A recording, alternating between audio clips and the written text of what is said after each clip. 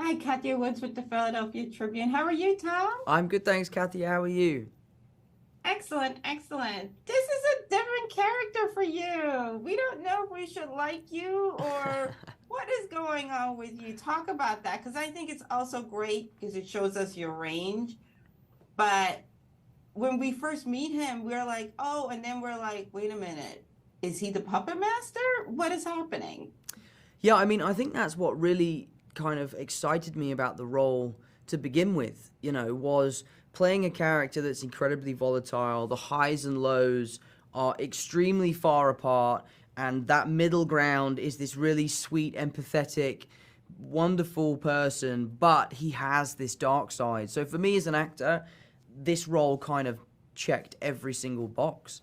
And I'm glad that it seems like you're picking up what I was putting down.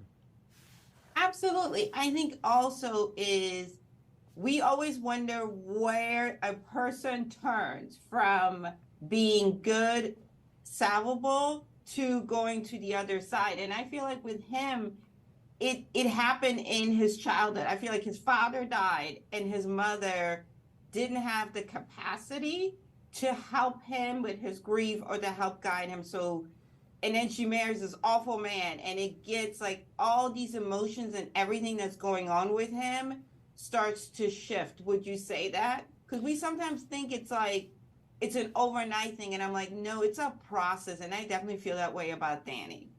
Well, I think what's interesting about what you said is a lot of people think that mental health is an internal affliction, that's something that happens internally. And what our show represents is that mental health can be born of external stimulation. So the introduction of Marlin and his very, very horrible involvement in Danny's, younger life is what sets him off on this journey. I hope that people can understand after watching this show that, trauma can have a direct relation with mental health. And that's kind of what Akiva had set out, was to find a way to bring some more empathy towards people that have been through traumatic experiences. And hopefully this show achieves just that.